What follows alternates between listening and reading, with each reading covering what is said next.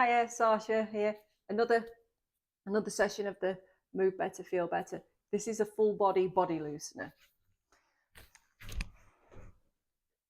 So all from standing, you'll need a little bit of space so you can move the arms about, move the body about. Now with this, we're going to start with the feet.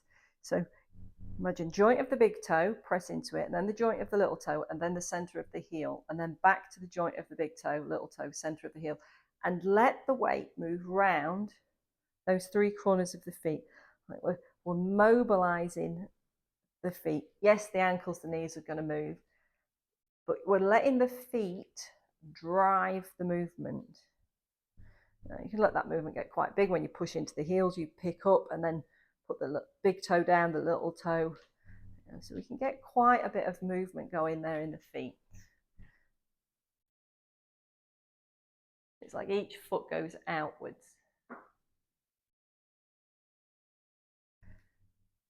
Big toe, little toe, each foot goes, making those outward circles. So the feet are driving the movement. And now we change direction. So we're going to go little toe, big toe, center of the heel. Little toe, big toe, center of the heel. And if the feet want to move more, or you pick up the front of the foot or the heels, we rock and roll through the feet, that's fine.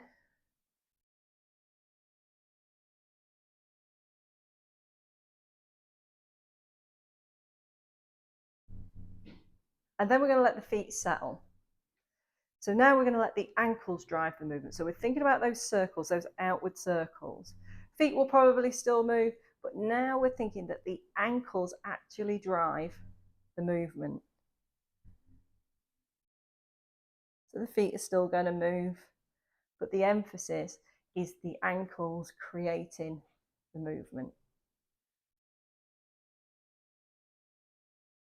And then change direction, go inwards with those circles with the ankles. Oof.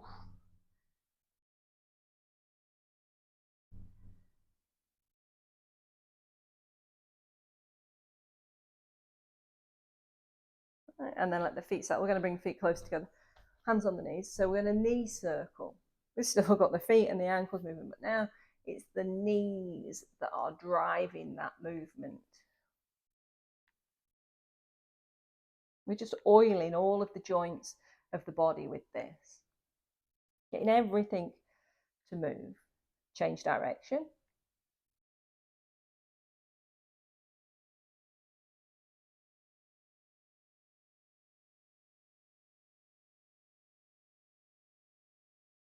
And then let that settle. So now we're going to come into the hips. Similar thing with the hips. Feet comfortable distance apart. So we're going to circle through the hips. Try to keep the crown of the head fairly still. Get those hips to drive the movement. And then change direction with those circles. So go the opposite way.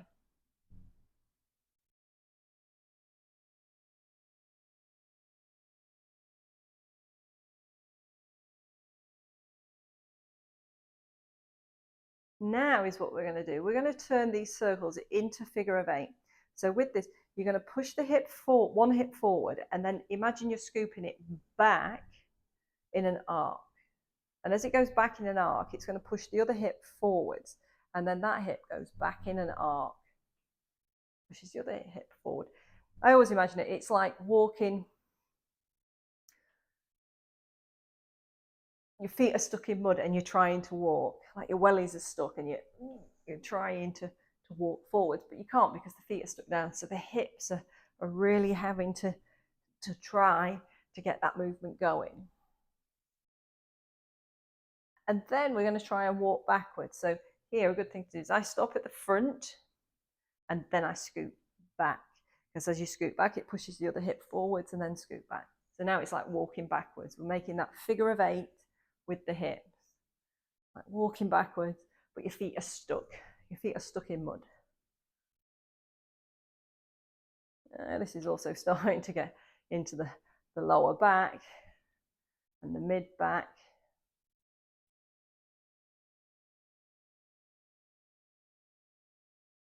And then we let it settle. And let that move settle. So here is what we're going to do. Feet about the same distance apart, lateral.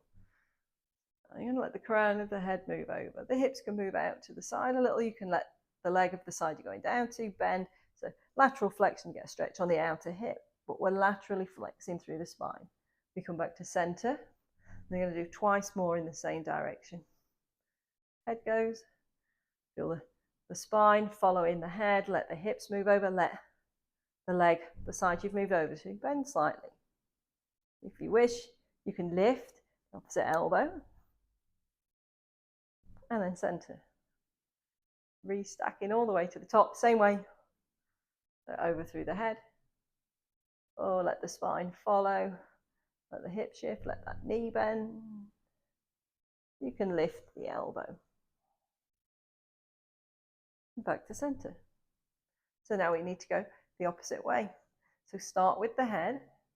Crown of the head moves over. Let the spine move over, go over into the hip. Let the knee, the supporting side leg bend. And then back to center. We get to go again. Crown of the head. Let the spine follow. Move through the hips, bend. And the leg on the side you're moving over to, you can add the elbow.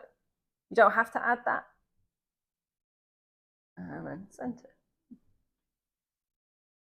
And again, last one. Head goes over. Into the hips, bend the knee, lift the elbow.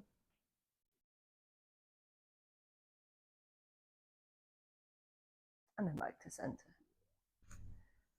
So this one, I'm going to need to move the mic for this one. I'll get hold of it. We're going to cross the arms over the chest. The movement wants to come where that cross, where the arms cross over, and we're going to keep looking at that cross.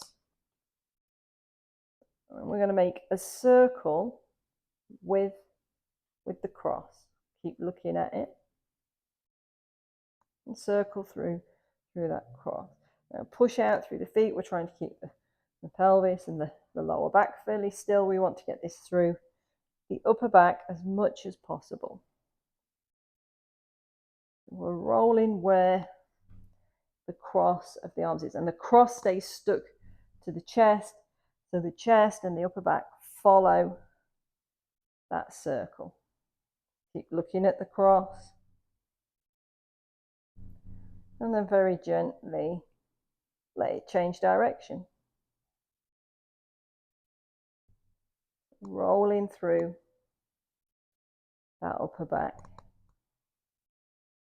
Keep looking at the cross, and you think it's the cross of the arms that is leading, that is creating the movement, but it's stuck to the chest, so the chest and therefore the upper back have to follow.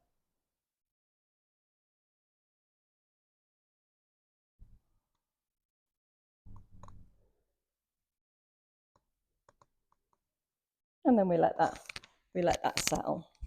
Put the mic back on. That's it. So, and then from here, we're going to go into the neck. So with the neck, we'll do figure of 8 with the neck. So we're drawing that sideways 8 with the nose. And again, just find a range that works for you.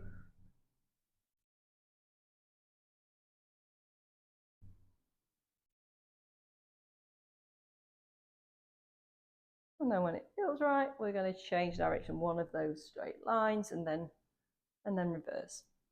Again, a range that feels right for you, as big or as small as it feels that you need today.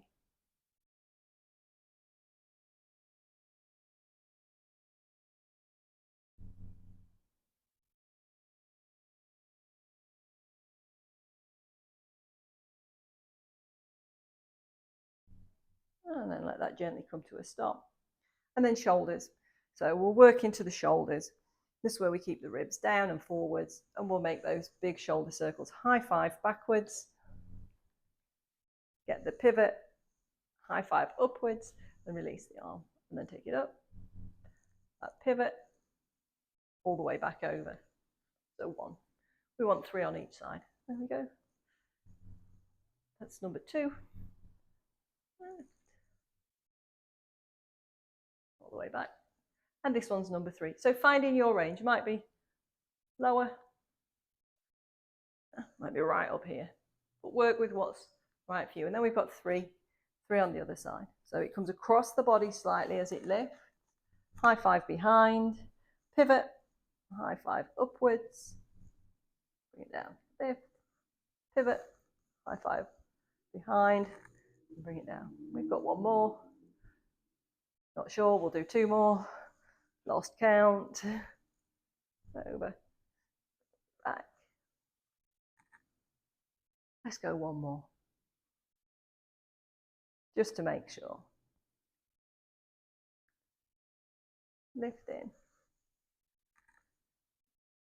And the very last thing that we're going to do, you're going to make the fists, thumbs on the outside, then open. Fists, thumbs on the inside, open. Fists, thumbs on the outside, open. Thumbs on the inside, open. Once more, outside, open, inside, open, and wriggle. So body loosener, we've moved all of the joints of the body. So it's kind of like we've oiled the body. It's a good thing, you know, if you can remember them to do that every day. Yeah. Or just do the lower body. You know, if you've got a few minutes, then do some of the upper body if you've got a few minutes. But if you can remember them, just get them in each day. Get all of the joints moving. The better our joints move, the better we feel. Yeah. Our movement is freer if our joints are freer. Thank you for joining me. Bye.